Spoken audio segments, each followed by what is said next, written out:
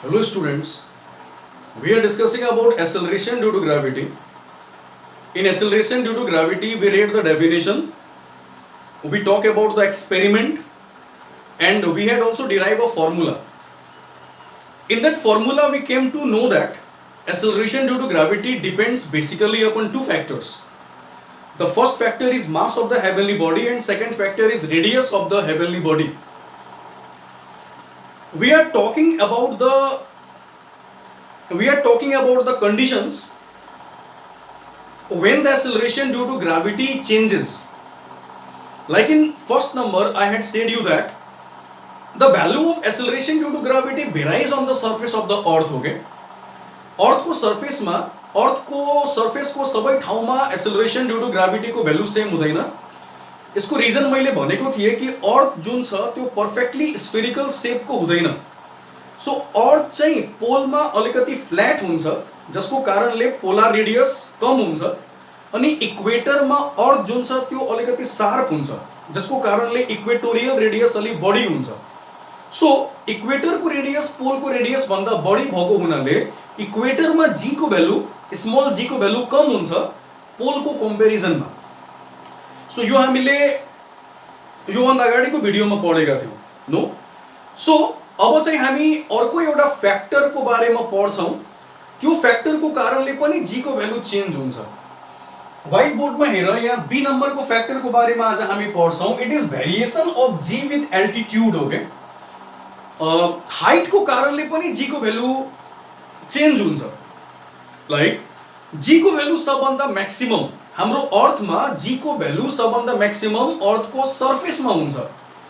So यदि हामी अर्थको सर्फेसको माथि गयौँ अथवा अर्थको सर्फेसको तल गयौँ भने पनि दुईटै केसमा जी को भ्यालु घट्दै जान्छ. सो यहाँ चाहिँ हामी पढ्छौँ कि अर्थको सर्फेस भन्दा माथि जाँदा कसरी जी को भ्यालु घट्छ नो. सो यहाँ हेर, यो फिगरलाई अलिकति ध्यान दिएर हेर. यो फिगरमा फेरि यो जुन ठुलो बडी छ यो हाम्रो अर्थ हो जसको मास हामीले क्यापिटल एम ले इन्डिकेट गरेका छौं. यो पोइन्ट यसको सेन्टर हो, याद राख.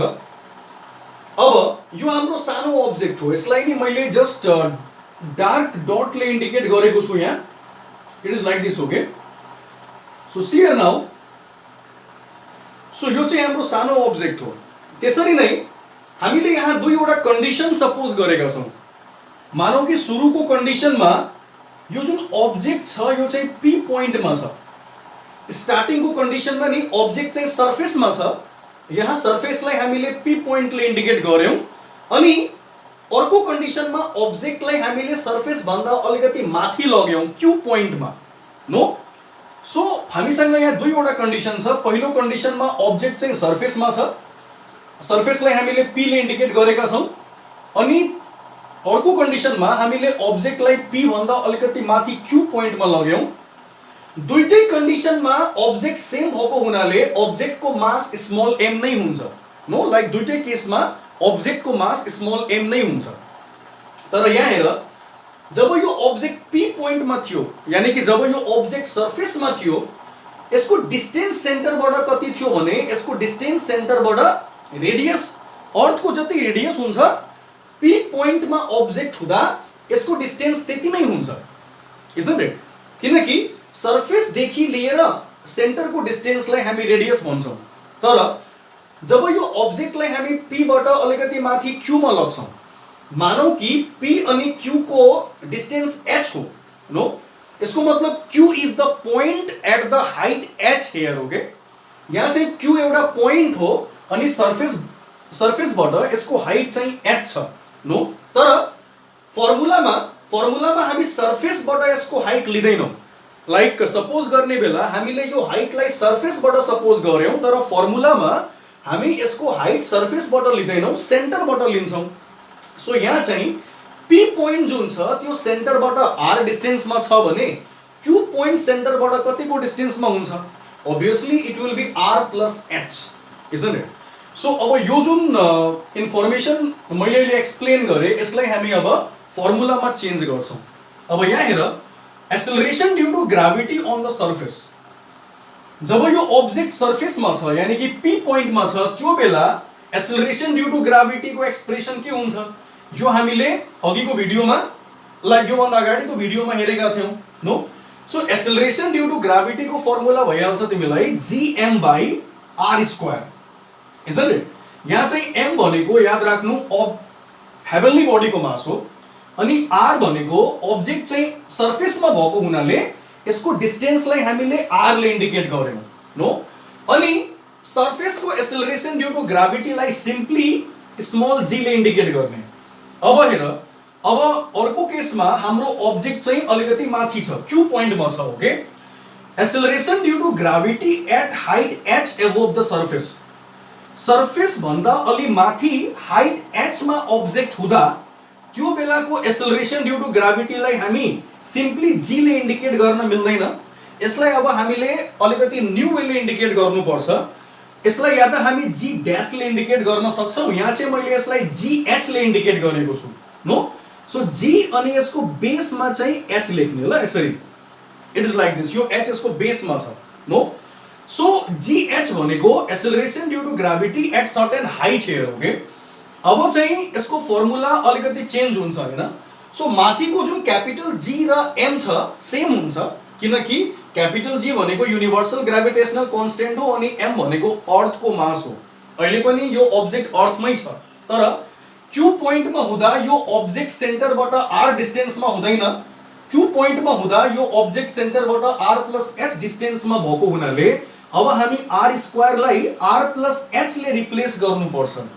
सो अब यो फर्मुला अलिकति मोडिफाई भयो हेर यो के बन्यो भने gh = gm by r plus h whole square it will be like this अब यो दुईवटा फर्मुला कुन बेला युज गर्ने try to understand very nicely okay यो जुन फर्मुला छ त्यो बेला युज गर्ने जब हाम्रो न्यूमेरिकलमा सरफेस को एक्सेलरेशन ड्यू टु ग्राभिटी को भ्यालु निकाल्नको लागि भनेको हुन्छ नो यसको मतलब यदि क्वेशनमा सरफेस मा एक्सेलरेशन ड्यू टु ग्राभिटी निकाल्नको लागि भनेको छ भने इक्वेशन 1 यो फर्मुला एप्लाई गर्ने यदि केही हाइट मा एक्सेलरेशन ड्यू टु ग्राभिटी निकाल्नको लागि भनेको छ भने फर्मुला नम्बर 2 युज गर्ने अब हेर यो दुईवटा फर्मुलालाई सल्भ गरेर हामी एउटा न्यू फर्मुला बनाउन सक्छौं अनि त्यो फर्मुला पनि एक टाइपको न्यूमेरिकलमा काम लाग्छ त्यो अहिले म एकछिनमा भन्छु अब यहाँ हेर ल यो दुईवटा इक्वेशनलाई कसरी सल्भ गर्ने भने इक्वेशन 2 लाई इक्वेशन 1 बाट divide गर्दिने dividing equation 2 by 1 we get so left hand side will be divided by left hand side here so यहाँ भइहाल्छ तिमीलाई gh by g भइहाल्छ is equal to right hand side will be divided by right hand side isn't it so यहाँ हुन्छ gm by r plus h को whole square divided by gm by r को square अब यसलाई यो जुन side छ यो लेफ्ट ह्यान्ड साइडलाई सेम छोड देऊ राइट ह्यान्ड साइडलाई सल्भ गर राइट ह्यान्ड साइडलाई सल्भ गर्यो भने के हुन्छ अब हेर gm by r plus h को होल स्क्वायर यो तलको टर्म माथि गयो भने इन्भर्स भइहाल्छ हैन सो यहाँ चाहिँ gm by r plus h को होल स्क्वायर इन्टु के हुन्छ भने r square by gm so यहाँ चाहिँ यो क्यापिटल G र क्यापिटल M क्यान्सल भइहाल्छ अब अर्को स्टेपमा हेर यो दुईटै r को माथि पनि स्क्वायर छ अनि r plus h मा पनि स्क्वायर छ सो यो r र r plus h लाई हामी एउटै स्क्वायरमा लेख्न सक्छौं हैन सो एउटै स्क्वायरमा लेख्दियौ भने यो भइहाल्छ तिमीलाई r by r plus h को होल स्क्वायर जसरी a square by b square लाई सिम्पली के लेख्न सकिन्छ I think we know this a by b को whole square same thing we have done here okay so r को square र r plus h को whole square लाई एउटै स्क्वायरमा लेख्न सकिन्छ सो यो भइहाल्छ तिमीलाई r by r plus h को होल स्क्वायर अनि यो साइडमा छ gh by g so g लाई राइट साइडमा लग्दियो भने यो हुन्छ gh is equal to g into r by r plus h को होल स्क्वायर अब यहाँ हेर ल यो फर्मुला कुन बेला युज गर्ने यो फर्मुला त्यो बेला युज गर्ने जब सरफेस को एक्सेलरेशन ड्यू टु ग्राभिटी दिएको हुन्छ अनि सर्टेन हाइट को एक्सेलरेशन ड्यू टु ग्राभिटी निकाल्नको लागि भनिएको हुन्छ सो हाम्रो क्वेशनमा यो टपिक सँग related acceleration due to gravity सँग रिलेटेड तीन टाइप को न्यूमेरिकल आउन सक्छ एउटा न्यूमेरिकलमा सिम्पली सरफेस को एक्सेलरेशन ड्यू टु ग्राभिटी निकाल्न भन्छ त्यो बेला यो फर्मुला युज गर्ने अर्को न्यूमेरिकलमा सर्टेन हाइट को एसेलरेशन ड्यू टू ग्राभिटी निकाल्नको लागि भन्छ त्यो बेला यो फर्मुला युज गर्ने अनि तेस्रो टाइपको न्यूमेरिकलमा सरफेसको एसेलरेशन ड्यू टू ग्राभिटी दिएको हुन्छ अनि सर्टेन हाइट को एसेलरेशन ड्यू टू ग्राभिटी निकाल्न भनेको हुन्छ त्यो बेला यो फर्मुला युज गर्ने ओके अब एउटा न्यूमेरिकल छ यहाँ म यो न्यूमेरिकललाई सल्भ गर्छु हेर अहिले हामी थाहा पाउँछौं कि यो न्यूमेरिकलमा कुन फर्मुला युज गर्ने 1 2 कि 3 although first no let's understand the numerical here okay find the acceleration due to gravity on the top of Mount Everest if it is 8,848 meter above the sea level the radius of the earth is 6,400 kilometer and its mass is 6 into 10 power 24 kg so सबभन्दा first मा के गर्ने भने दिएको टर्महरु लेख्ने no like all then first no you will write down whatever things are given here okay यसलाई हामी words मा लेख्छौं तर म यहाँ टाइमलाई सेभ गर्नको लागि सिम्पली लेख्न गइरहेको छु सिम्बलको हेल्पले म यसलाई रिप्रेजेन्ट गर्न गइरहेको छु सबभन्दा पहिला के दिएको छ भने मास लेख पहिला यो चाहिँ अर्थको मास भएकोले यसलाई क्यापिटल एम ले इन्डिकेट गर्ने it is 6 into 10 power 24 kg once again I am saying you मैले यहाँ जस्ट सिम्बोलिकली मात्र लेखे तर तिमीहरुले यसलाई लेख्दाखेरि मास अफ द अर्थ ब्र्याकेटमा क्यापिटल एम गरेर लेख्नु पर्छ okay so M capital M को भ्यालु दिएको छ अर्को चाहिँ हाम्रो रेडियस छ यसलाई क्यापिटल आर ले इन्डिकेट गर्ने यो दिएको छ तिमीलाई 6400 किलोमिटर यसलाई मिटरमा चेन्ज गर्नको लागि नि 1000 ले मल्टिप्लाई गर्नुपर्छ यो साइन्टिफिक नोटेसनमा साइन्टिफिक नोटेसन चाहिँ साइन्टिफिक क्याल्कुलेटर को हेल्पले आउँछ नो यस्तो टाइपको मल्टिप्लिकेसन हामीले ग्राभिटेसन र ग्राभिटी को न्यूमेरिकलमा पनि गरेका थियौं सो 6.4 into 10 power 6 मिटर भइहाल्छ यसमा अब हेर हाइट दिएको छ हैन यो चाहिँ माउन्ट एभरेस्ट को हाइट हो यसलाई स्मल h ले इन्डिकेट गर्ने 8848 मिटर छ नो सो हामीलाई acceleration due to gravity on the top of Mount Everest निकाल्नु छ सो यो चाहिँ रिमेम्बर हियर माउन्ट एभरेस्ट को टप भनेको सरफेस होइन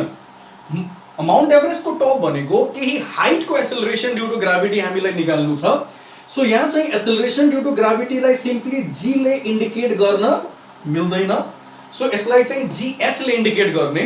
सो यो न्यूमेरिकलमा हामीलाई gh निकाल्नु छ g को भ्यालु दिएको छैन सो यहाँ चाहिँ के गर्ने भने इक्वेसन 2 यो फर्मुला एप्लाई गर्ने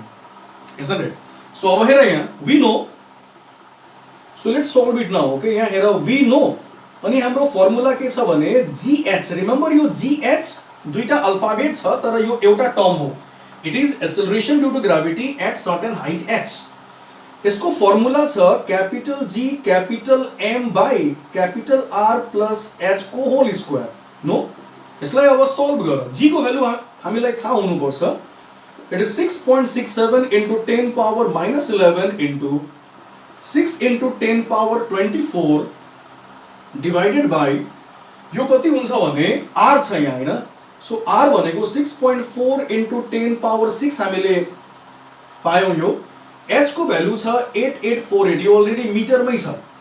सो अब तिमी के गर्छौ भने साइन्टिफिक क्याल्कुलेटरमा जस्ट यसलाई मल्टिप्लाई गर्दिने like with the help of calculator no we can do the multiplication simply okay so यसलाई यो होललाई तिमीले यदि साइन्टिफिक क्याल्कुलेटरमा मल्टिप्लाई गर्दियौ भने नि यो डाइरेक्टली तिमीलाई आइहाल्छ 4.0 it will come here now 4. मैले यो सल्भ गरेको छु यसमा इट इज 4.002 आउँछ इन्टु 10 पावर आउँछ तिमीलाई 14 no it will come here 4.002 into 10 power 14 अब डिवाइडेड बाइ अब यहाँ चाहिँ के गर्ने भने square is missing here so यसलाई पनि साइन्टिफिक क्याल्कुलेटर को हेल्पले डाइरेक्टली गर्न सकिन्छ सिम्पली के गर्ने भने 6.4 into 10 power 6 प्लस 8848 गर्ने अनि यसको स्क्वायर निकाल्दिने नो यसको यदि तिमीले स्क्वायर निकाल्यौ भने यु विल गेट हियर 4.107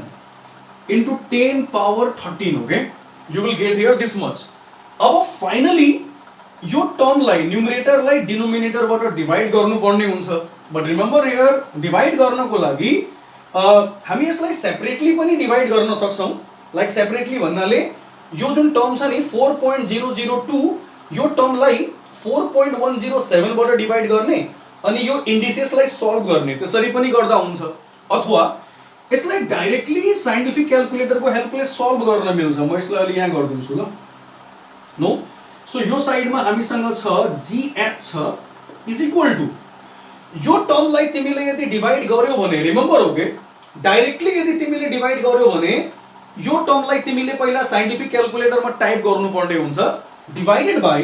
यो तलको टर्मलाई ब्र्याकेटको भित्र टाइप गर्नुपर्ने हुन्छ, नभए आन्सर रङ आउन सक्छ। No answer will be wrong there. Okay so जसरी मैले यहाँ लेखेको छु तिमीले टाइप यसरी नै गर्नुपर्छ। यो टर्मलाई ब्र्याकेटको भित्र नलेख्दा पनि हुन्छ, तर डिनोमिनेटरलाई टाइप गर्दाखेरि यसलाई ब्र्याकेटको भित्र हामीले लेख्नुपर्छ। अनि फाइनली यसमा GH को भ्यालु आउँछ तिमीलाई 9.77 metre per second square which is our answer. Okay यसको मतलब माउन्ट एभरेस्ट को टपमा एसेलरेसन ड्यू टू ग्राभिटी को भ्यालु अलिकति कम हुन्छ हैन। लाइक सर्फेसमा एसेलरेसन ड्यू टू ग्राभिटी को value approximately 9.8 metre per second square हो। हामी जति माथि जान्छौं एसेलरेसन ड्यू टू ग्राभिटी को भ्यालु घट्दै जान्छ। सो माउन्ट एभरेस्ट को टपमा एसेलरेसन ड्यू टू ग्राभिटी को value approximately 9.77 metre per second square हुन्छ, सर्फेस भन्दा अलि कम हुन्छ। No it's okay then, that's all about the acceleration due to gravity. So यो भिडियोमा हामीले एसेलरेसन ड्यू टू ग्राभिटी टपिकलाई कम्प्लिट गर्यौं। यसमा अरु पनि न्यूमेरिकल्सहरु छ जुन यो फर्मुलासको हेल्पले सल्भ हुन्छ। नो तिमीहरु त्यो न्यूमेरिकल्सहरुलाई पनि ट्राई गर्छौ। सो अर्को भिडियोमा म अर्को टपिक लिएर उपस्थित हुन्छु। अहिलेको लागि यति नै। Thank you.